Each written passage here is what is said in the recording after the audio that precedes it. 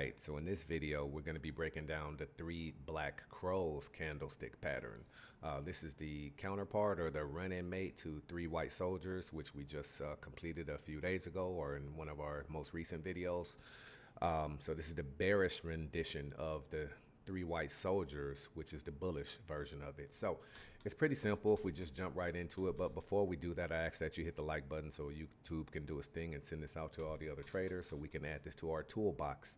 But again, this one's going to be pretty short and pretty sweet, pretty simple, because it doesn't have the tight requirements as some of the other patterns, like only having a certain type of candlestick anatomy. As you see, three black crows consist of three candles closing beyond each other. And after the third candle closes, that's basically your confirmation to enter. You set up your stops and targets. So I don't trade it frequently because I don't like looking for it. It can be found. It's a little bit more frequent than people think it is. I still consider it rare, but let's talk about it.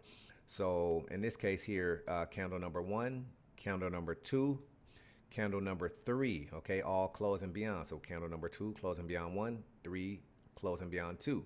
Boom, that's your signal to enter, okay? That's your trigger bar, your confirmation candle, okay? So after you see that, after that has occurred, then you can go right into stops and targets. Usually the Fibonacci extension, because you're talking about trend continuation. So no retracements, we're using extensions for the targets. So I'm gonna grab the Fibonacci extension tool and let's see what the target looks like, because we want it to meet our rules of engagement. If we can't get at least a 1.25 to 1, we're gonna walk away from it and leave it alone, unless we can see a way to make a slight adjustment to make the trade risk versus reward fit a 1.25 minimum. So from the swing high to the end of the pattern, swing low where the pattern completed at, okay, and then coming back. All right, so it's going to be full max on the extension, 1618, no 127s, no messing around. Okay, so you see this one here would have been a winner. I hope that you guys can see that. Okay, so this one would have been a winner. But let's look at the stop and let's look at the risk versus reward. So grabbing a long short tool, this is always going to be short. It's bearish, and entering at the close of the third candle. Boom. And then stops, okay, stops for me usually above candle number two, okay, above candle number two, and then targeting the 1618. So as I'm starting, I'm at 1.17, okay, just to get it going. We're at 1.17, but we said we always want at least a 1.25 to 1, so we're going to come down and make it, you know, at least 1.25 to meet the risk versus reward. There you go, a winner. I wish that I could have showed you one in real time. I think I actually have one, but that's what it would look like. Three consecutive candles closing after each other, bearish. And after the third candle closes, there's really not too many other things you can add to bring up your combined technical score. Like, you're probably not always going to be overbought or oversold, because you might not always be at the top or bottom of structure, but you're seeing how it works. Here's another one right here. So there's a few, even though I said it wasn't that frequent, we have a few examples right here. This one happens to be at the top of structure and happens to be overbought. So those are good things. A lot more probability on this side. So candle number one, candle number two, and candle number three. 1, 2, 3, close and confirmation. This one would have been a little bit problematic because he took 1, 2, 3, 4, 5 more days before he came and paid off. So he would have been sitting up in there. Now it would have been worth it because he's still a tremendous winner.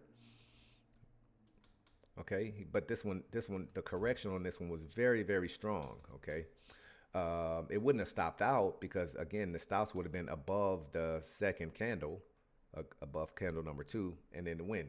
But let's go ahead and run the stops and targets across it. So extension tool, swing high. In this case, we're at the top of structure, so that makes it easier to swing low. Okay, and then coming back, and there's our 1618 right there. I'll move the other one. We don't need that one anymore. We need this one. And long short tool, short, and entering right here. Of course, this trade would have been a headache, even though it's a winner. Okay, so that's why your trade psychology has to be intact to even get through this stuff. So entering right there, stops above candle number two right there. So right now you're a little bit less than 1 to 1. Take your target and move it to at least 1.25, which we have there, and now the trade makes sense. And of course he did all of that. Okay, So that's the second example. This one good because it's at the top of structure. Remember, it doesn't have the strict requirement of having like 3 engulfing candles, or you must have a doji, or none of that stuff. 3 candles, and then after that, it's going to be on you and how you understand market structure and your eyes and your reticular and that kind of stuff, as I'm showing you here. Let's see, are there any more in here? There's another one right here. Here's another one right here. Okay, so this one is wild with that tail hanging up there like that, but still it's candle number 1. Candle number 2 is more like a doji with a big body. Okay, like I said, these will still work because they don't have that strict requirement, because you got 3 consecutive candles, meaning there's going to be enough conviction. There's enough crowd behind pushing, still selling. Okay, that's kind of the psychology that's going behind something like this. Okay, so candle number 1, even though it's kind of funky. Candle number 2, that one's funky too. Candle number 3 is funky with a long tail to the downside, meaning the sellers were continuing to push. So it's all about the conversation. It's all about what's happening on the battlefield here, as I just illustrated. And then candle number 1, 2, 3, close and entry. Okay, boom. Okay, and then go right into your stops and target. That doesn't mean as soon as it happens, you just hit sell. First, you got to set the rest of the trade up. Go see if it makes sense. You might see something that's going to say, nope, I ain't doing it. That's not good. That's not going to work. So, Fibonacci extension, okay, from the swing high, okay, from the swing high. In this case, it's this crazy tail to the swing low, which is the wick on the third candle right there, and then coming back. And then looking at 1618, which is here. Let me get rid of this other one so it's not in our way. Okay. And if you notice, things did start slowing down. Even though they kept going, things started slowing down at the 1618. Let's look at our risk versus reward. And sorry if I'm speaking kind of fast, to hurry up and get us through this because we have a few more examples. But watch the video as many times as you need. Save it, put in your toolbox. Go refer to it anytime that you need.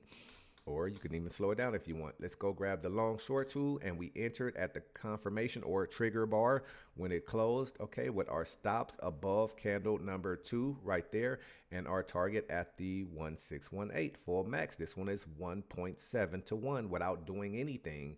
Winner. I don't mean to call it easy, but an easy winner, okay? So remember, in this case here, we didn't have to. Now, if we would have had to put the stop above the structure, it blows the whole trade up. But knowing what we know, knowing that we can put it above candle number 2, that makes it a profitable trade. Okay, so I think we did, how many do 3 or 4 on just that one? We did 3. Okay, so let's get a couple more of them. Let's get a couple more so you guys can see in front of you. This is how the market moves in this case. Okay, so let's jump over here real quick. Let's look at another one. Okay, candle number 1. Okay, this one is okay. A little bit of upper and lower shadow. Number 2 is just a flat out decent candle. Number 3 is bigger. So you can see here the conviction. You got a battle going on. Watch this conversation. Okay, you got a battle going on, you know, on the battlefield for the first one, some indecision or a little bit of fight going on. The second one, there's almost no fight at all. The bears completely just take it. The third candle, the bears just completely smash them and take total control, as you see what happened with the rest of the price action. Okay, so you guys gonna have to start looking at this stuff in terms of what's happening. Notice these charts are clean. There ain't indicators. There's no MACD. There's none of this stuff. We're dealing exactly with what's happening with the candles. Okay, so candle number 1, candle number 2, candle number 3, trigger, bar, and entry. Okay, so what do you do after that? You go right into your stops and targets using the extension from the swing high, okay, and candle number 1 to the end of the pattern, which is candle number 3, and coming back looking for the 1618. Okay, so you get 2 touches on it. Okay, just in case you want to take into consideration how he started bouncing around, but this thing actually would have just paid off the first time. I am a little bit worried about the risk versus reward on this and how we would have achieved it. So I'm gonna grab the long short tool. I'm going to say we came in right there. I'm going to say this one's going to be tight. The stop was above candle number 2, and the target is the 1618. Okay, just as I thought, we're only at a 1-to-1. Not too bad. We would have had to push down to try to get 1.25, and we don't.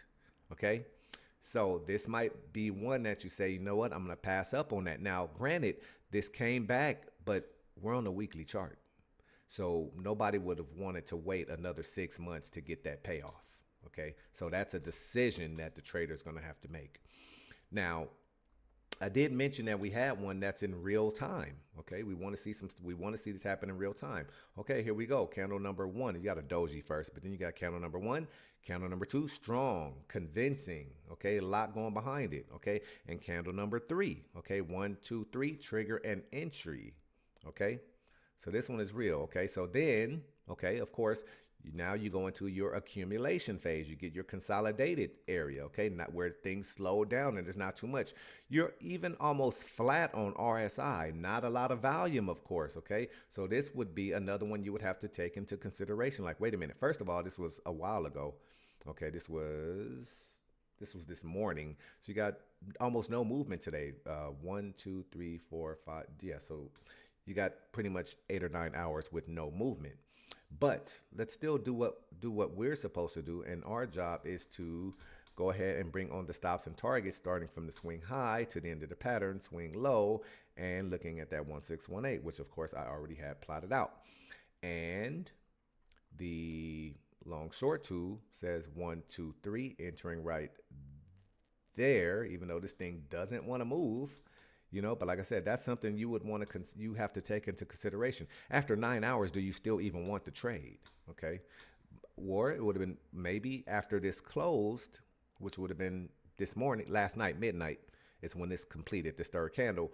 A person would have been in this trade and it had moved all day, but there's no telling what's going to happen. So stops above candle number 2 and then targeting the 1618, puts it at a 1.18, close to the 1.25.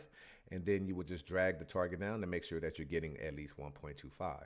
Okay, so that's more of a live example, even though it's kind of late. That decision would have had to been made at midnight when London opened, before today, like last night when London opened. That would have been, oh my God, look at that, 3 black crows just completed, and then entering and then sitting here all day, with the expectation, just an expectation, that price come down and do what it does, which is hit the 1618 extension of the high to the low. So no, this one is a little bit different from what we do when we're talking about our harmonics and things like that. But like I said, it's still something you can take a look at, learn it, and put into your toolbox and see if maybe there's sometimes you can break it out and use it. Okay, so hit the like button so the algorithm can do what it needs to do.